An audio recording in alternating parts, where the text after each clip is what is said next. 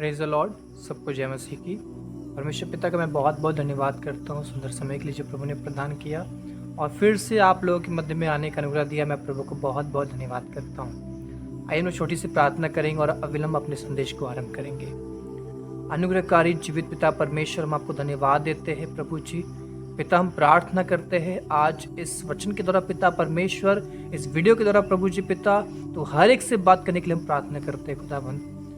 हर एक वचन तेरे गहरे अभिषेक के साथ, तेरे आग की लपटों के साथ होने पाए, जो प्रभु जी पिता हमारे हृदय में पिता परमेश्वर गड़ जाने पाए, बस जाने पाए पिता परमेश्वर प्रभु, और हमें तेरी क्रूस की ओर, तेरे जीवन की ओर, तेरी योजना की ओर, तेरी मर्जियों की ओर प्रभु जी पिता अगुवाई करने पाए। प्रभु जी धन्यवाद करते हुए प्रार्थना यीशु मसीह के नाम से मांगते हैं, आमीन।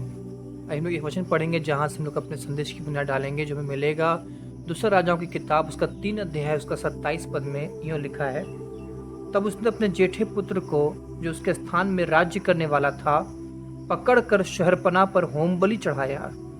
इस कारण इज़राइल पर बड़ा ही प्रकोप हुआ, इसलिए वे उसे छोड़कर अपने देश को लौट गए। मेरे प्रियो, ये घटना का विवरण कुछ ऐसा है जहाँ पर इज़राइल का राजा, यहूदा का राजा और एदोम का राजा, इन 3 राजाओं ने मिलकर मोआब के राजा के विरुद्ध में युद्ध छेड़ दिया था। और जब मोआब का राजा देख रहा है कि वो प्रबल नहीं हो पा रहा है, इनसे जीत नहीं पा रहा है, तब उसने क्या किया, उसने अपना जेठा पुत्र, अपना बड़ा बेटा को, जो शहजादा था, जो राजकुमार था, जो आने वाला समय में राजा बनने वाला था, उसको लेकर दीवार पर, शहरपनाह पर होम बलि, यानी इसको टुकड़े टुकड़े करके आग में जला दिया। और जब उसने ऐसा किया तब लिखा है कि परमेश्वर का प्रकोप जो है वो इजरायलियों पर भड़क उठा और इजरायली वहां से भाग गए, वापस लौट गए, पीछे हट गए। 3 राजा है, इतनी बड़ी सेना लेकर आए हैं, फिर क्यों ये पीछे हट गए? फिर क्यों ये जीत नहीं सके? आखिर क्या था ऐसे इस बलिदान में? मेरे प्रियो, देखिएगा कि मोआब का राजा जो था, उसने अपने देवता कामोश के लिए एक ह्यूमन सेक्रीफाइस दिया था। और ह्यूमन सेक्रीफाइस जो है, वो इंसान का बलिदान जो होता है, वो पूरी तरह से शैतानिक है। उसने एक बहुत बड़ा शैतानिक रस्म, शैतानिक कार्य वहां पर किया था, और इस कारण से शैतान वहां पर प्रबल हुआ। लेकिन क्यों परमेश्वर के लोग वहां पर प्रबल नहीं हो पाए? क्या शैतान का ताकत परमेश्वर की ताकत से बड़ा है? मेरे प्रियो, हमें इसको गहरे से समझना पड़ेगा। देखिए कि बाइबल बताती है, प्रभु ने हमको बोला, प्रार्थना करो कि हे पिता, तेरा राज्य आए, और ये प्रार्थना करो कि तेरी इच्छा जैसे स्वर्ग में पूरी होती है, वैसे इस पृथ्वी पर भी पूरी हो। मेरे प्रियो, देखिएगा, इस धरती पर परमेश्वर को कार्य करने के लिए परमेश्वर को लोग चाहिए। और 2 ही शक्ति है जो इस दुनिया में कार्य कर रही है। एक प्रभु की शक्ति है, एक ईश्वरीय शक्ति है, और दूसरा जो है वो शैतान की शक्ति है। और हम जिसका अनुकरण करते हैं और जिस जगह में जिसकी प्रस्तिस अधिक होती है, जिसके लोग अधिक होते हैं, वहां पर उसकी ताकत काम करती है। एक घटना मैं आपके साथ शेयर करना चाहता हूँ। मेरी पत्नी मुझे एक घटना बता रही थी कि उसका जहाँ घर है, जो एरिया है, वहां पर एक ऐसा गुफा है जहां पर लोग बलिदान चढ़ाने के लिए जाते हैं, और वहां एक बहुत भारी दरवाजा है, पत्थर का दरवाजा है। और जब लोग वहां पर बलिदान चढ़ाने जाते हैं एक नियुक्त समय में, एक नियुक्त सीजन में, तो क्या होता है कि वो पत्थर जो है वो बिना किसी मनुष्य के हाथ लगाए अपने आप किसी अदृश्य शक्ति से वो पत्थर हट जाता है, और लोग अपना बलिदान चढ़ाते हैं, और उसके बाद फिर वो पत्थर वापस उस गुफा को एक अदृश्य शक्ति के द्वारा ढक देता है। निश्चित तौर पे हम जानते हैं कि यहाँ पर प्रभु की शक्ति काम नहीं कर रही है, लेकिन इतनी अद्भुत शक्ति किसकी है? शैतान की। क्यों? क्योंकि वहां पर उसके परस्तार लोग ज्यादा है, क्योंकि वहां पर उसके परस्तार ज्यादा है, वहां पर उसके पूजने वाले ज्यादा है, वहां पर उसके चाहने वाले ज्यादा है, वहां पर उसको पुकारने वाले ज्यादा है, वहां पर उसकी सेवा करने वाले ज्यादा है। तो जहां शैतान के अधिक अनुयायी होते हैं, वहां पर शैतान की ताकतें काम करती है। मुर्दा को जिंदा कर देगा, बांझ को बच्चा दे देगा, बीमार को चंगा कर देगा। वचन में तो लिखा है, शैतान के पास तो आग गिराने की भी शक्ति है, ताकत है, लेकिन तब जब प्रभु अनुमति देगा। मेरे प्रियो, यहाँ पर परमेश्वर कमजोर नहीं पड़ा, लेकिन ये जिनका फर्ज था कि परमेश्वर के राज्य को कायम करते, परमेश्वर के राज्य को बढ़ाते, इनके द्वारा परमेश्वर का राज्य बढ़ नहीं सका। प्रभु यीशु ने कहा, प्रार्थना करो कि तेरा नाम पवित्र माना जाए। ये परमेश्वर के नाम को पवित्र नहीं कर सके। इनके विषय में कुछ बातों को यदि मैं बताऊं तो वो ऐसा है कि इज़राइल का राजा जो था यहोराम, वो आहाब का बेटा था। और बाइबल बताती है कि उसने भी वही किया जो यहोवा की दृष्टि में बुरा है। परमेश्वर ने इज़राइल को चुना था कि ताकि उसके द्वारा अपना राज्य फैलाए, लेकिन पवित्र परमेश्वर का राज्य कभी भी नहीं फैल सकता है अपवित्रता में, अशुद्धता में। जब उसके लोग अपवित्र रहेंगे, अशुद्ध रहेंगे, परमेश्वर का राज्य नहीं फैल सकता। इसने बहुत सुंदर बात कहा, पवित्र परमेश्वर की पवित्र सेवा बिना पवित्रता के नहीं की जा सकती। मूसा को जब परमेश्वर ने अपनी सेवा के लिए बुलाया, सबसे पहले मूसा को कहा अपने पांव से जूती उतार, क्योंकि जहां तू खड़ा है वह पवित्र स्थान है। सबसे पहले परमेश्वर ने कहा पवित्रता को केंद्र बिंदु मान, पवित्रता को सबसे पहले महत्व दे, क्योंकि पवित्रता के बगैर मेरी सेवा नहीं हो सकती। लिखा है कि उसने वह किया जो यहोवा की दृष्टि में बुरा है। उसने गैर माबूदों को बलिदान चढ़ाया, सेक्रीफाइस किया। उसका जीवन में समझौता था, पाप था। और युद्ध का वजह क्या था? एक वजह था कि मोआब का राजा जो था वो इज़राइल के राजा को कर देना बंद कर दिया, टैक्स देना बंद कर दिया। और इसको इज़राइल का राजा कहता है कि ये उसने बलवा किया है, और ये लड़ने के लिए निकल गए। इसने यहूदा के राजा यहोशापात को भी कहा कि तू हमारा साथ दे, और यहूदा का राजा यहोशापात भी बिना परमेश्वर से पूछे भावुक होकर इसका साथ दिया, और एदोम का राजा भी इसमें शामिल हो गया।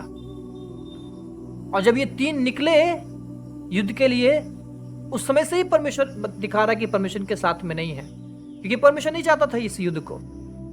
परमेश्वर चाहता था इससे पहले किए जाकर युद्ध करते, उससे पहले ये अपना जीवन सही करते। देखिए मेरे प्रियो, आज कई लोग सेवकाई करना चाहते हैं, सेवकाई के लिए दौड़ते हैं, भागते हैं, पर उनका व्यक्तिगत जीवन एक समर्पित जीवन नहीं है, एक पवित्र जीवन नहीं है। शुरू से ही प्रभु इनके साथ नहीं थे। जब ये लोग निकल गए तो 7 दिन तक ये लोग आगे बढ़े और इनको पीने के लिए पानी नहीं मिल रहा था। ये और इनके घोड़े, इनके जो जानवर है वो सब प्यास से मरने वाले थे। तब ये लोग कह रहे हैं कि हाय प्रभु ने हम 3 राजाओं को इसलिए इकट्ठा किया है ताकि मोआब के हाथ में कर दे। यानी वे हारने के समान उनका मन बन गया। वो देख रहे हैं कि परमेश्वर का साथ नहीं दे रहा है। पर तब यहूदा का राजा यहोशापात कहता है कि यहाँ पर कोई यहोवा का नबी है, तो उनको एलीशा के विषय बताया जाता है। जब ये लोग एलीशा के पास जाते हैं, एलीशा भी कहता है इसी यहोराम से, इज़राइल के इस दुष्ट राजा से, कि तू अपनी माता के नबियों के पास और अपने पिता के भविष्यवक्ताओं के पास जा, मेरा तुझसे क्या काम। लेकिन फिर एलीशा कहता है कि यदि मैं यहूदा के राजा यहोशापात का आदर मान ना करता तो मैं तुम्हारी सहायता नहीं करता।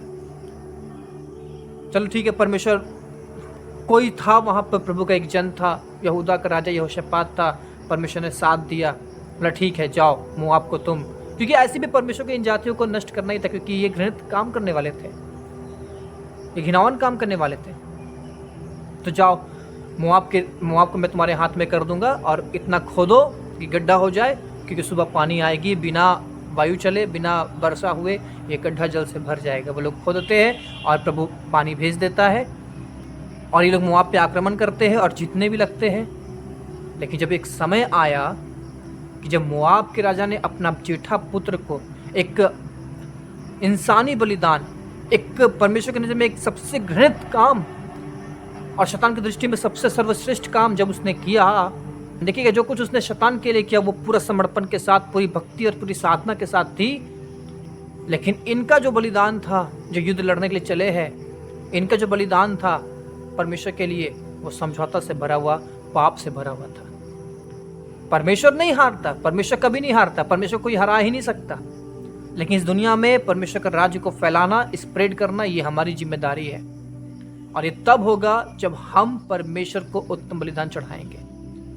जब यहाँ पर तौला गया कि किसकी प्रस्तुति सच्ची निकली, किसके परस्तार सच्चे निकले, किसके आराधक सच्चे निकले, तो देखते हैं कि परमेश्वर के आराधक जो है वो कमतर निकले, लेकिन जो शैतान के आराधक थे उन्होंने 100% बलिदान अपने कामोश देवता को चढ़ाया। मेरे प्रिय, एक कल्ट है जो इल्यूमिनाटी ग्रुप के नाम से जाना जाता है। आपको बताना चाहता हूं कि जब लोग उसमें ज्वाइन करने के लिए जाते हैं, क्योंकि बहुत लोग जो फेम की तलाश में हैं, जो इस दुनिया में कुछ पाने की तलाश में हैं, उनको इन लोग के साथ मिलकर ही कार्य करना पड़ता है, तभी वो फ्रंट में आ सकते हैं। नहीं तो किसी के पास कितना ही हुनर हो, कोई भी टैलेंट हो, कोई फ्रंट में नहीं आ सकता। आज के समय में तो खास करके तो बड़े बड़े एक्टर्स, बड़े बड़े सिंगर्स इनसे जुड़कर काम करते हैं। आज ये ट्रेंड बनता चला जा रहा है, फैशन बनता चला जा रहा है। कई सारे जवान चाहते हैं कि वो इल्यूमिनाटी का हिस्सा बने। पर आपको पता है इल्यूमिनाटी में जब लोग ज्वाइन करना चाहते हैं, उनकी पहली शर्त होती है कि आप अपने जीवन में सबसे अधिक किससे प्रेम करते हैं? अपनी पत्नी से, अपनी माँ से, अपने भाई से, अपने बेटे से। उसका डेड बॉडी लेकर आओ, उसका बलिदान करो, तभी हम तुम पर विश्वास करेंगे, तभी हम तुमको ईमानदार समझेंगे हमारे लिए। और जो जितना बड़ा सेक्रीफाइस देगा, उसके स्पिरिचुअल लेवल उतना अधिक बढ़ेगा शैतानियत में। और शैतान का एजेंडा शुरू से वही चलता आ रहा है। देखिएगा यहाँ पर ह्यूमन सेक्रीफाइस हुआ, देखिएगा आज हमारे इंडिया में, ऑल ओवर वर्ल्ड में आज कल्ट इतना अधिक फैल रहा है, सैटनिज्म इतना अधिक फैल रहा है। और जो पहले छुप के काम करते थे, चर्च की प्रार्थनाओं से डरते थे, वो आज खुल के काम कर रहे हैं। टीवी के माध्यम से, सोशल मीडिया के माध्यम से उनका राज्य बढ़ रहा है। क्यों? शैतान को जो बलिदान चढ़ाया जा रहा है वो पूरे के पूरे समर्पित है, पूरे के पूरे 100% उसके लिए योग्य बलिदान चढ़ाया जा रहा है। लेकिन जो परमेश्वर को बलिदान चढ़ाना चाहिए, आज हम लोग आपस में लड़ रहे हैं। आज कलीसिया में युद्ध चल रहा है, भाई भाई से लड़ रहे हैं। आज एक मसीही दूसरे मसीह की चुगलियां कर रहा है, एक मसीही दूसरे मसीह को बदनाम कर रहा है। आज हम में मेल नहीं है, आज हम में प्रेम नहीं है, आज हम में एकता नहीं है।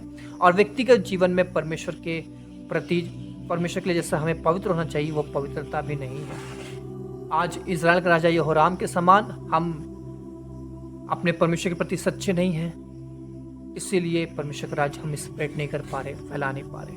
आज जरूरी है कलीसिया को जागने की, जरूरी है कलीसिया को बदलने की, आज जरूरी है कलीसिया को, मसीह लोगों को रिपेंट करने की। प्रभु का वचन कहता है कि अपने शरीर को जीवित, पवित्र और भावता व बलिदान करके चढ़ाओ।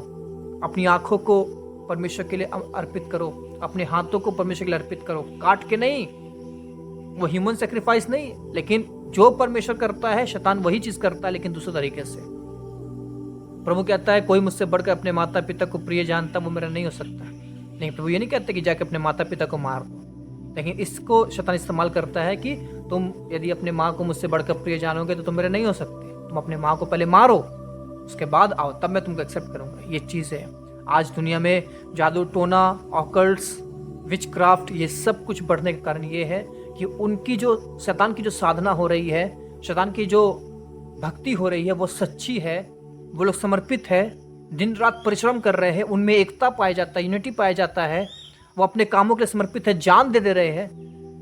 लेकिन परमेश्वर का राज फैलाने के लिए आज हम प्रभु को समर्पित नहीं है। आज हमारे जीवन समझौता से भरे हुए हैं, पाप से भरे हुए हैं। यहोवा संग्राम नहीं हारा, पर यहोवा के राज्य को फैलाने की जिम्मेदारी जिन पर थी, वो अपने जीवन में पवित्रता से चूक गए, उस समर्पण से चूक गए। वो अपने जीवन में हारे हुए थे, इसलिए वो युद्ध हार गए। क्योंकि जब बलिदान का बात था, मोआब के राजा ने जो बलिदान चढ़ाया, उसका बलिदान अधिक ताकतवर निकला। और इन लोगों का जीवन जो बलिदान होना चाहिए इन लोग के जीवन में, वो बलिदान कमतर निकला। एक कारण है, मेरे प्रिय, परमेश्वर आपको लेकर पूरी दुनिया को हिला सकता है, आपको लेकर शैतान के गढ़ों को ढा सकता है। क्योंकि बाइबल स्पष्ट बताती है कि हमारे हथियार जो है वो शारीरिक नहीं है, गढ़ों को ढाने के लिए सामर्थ्य है परमेश्वर के द्वारा।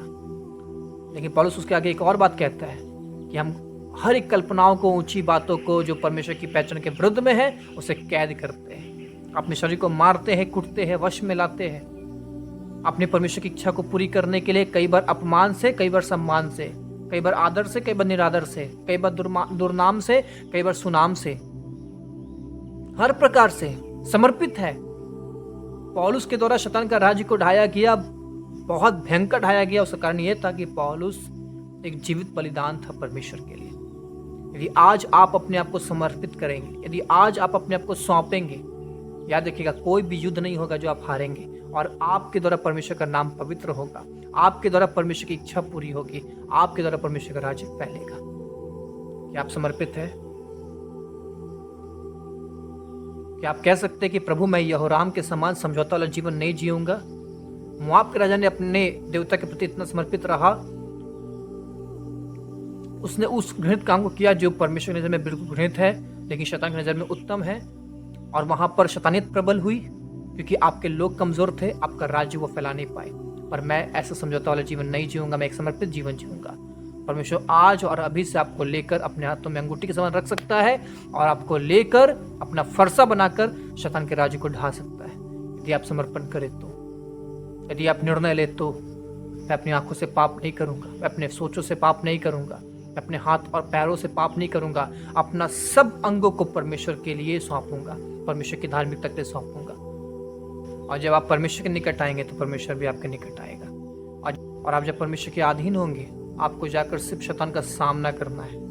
आपकी उपस्थिति मात्र से वो भागेगा, उसकी शक्तियां कमजोर पड़ जाएंगी, उसका पकड़ छूटने लगेगा, उसका राज्य तबाह होने लगेगा। क्या आप चाहते हैं यह हो? आप और मैं परमेश्वर के लिए अपने आप को अपना सच्चा इनकार करके और अपना सच्चा क्रूस उठा के प्रभु के पीछे चले। आइए हम प्रभु की इच्छा पूरी करें। प्रभु आप सबको ब्लेस करें। फिर से मिलेंगे। जय मसीह की।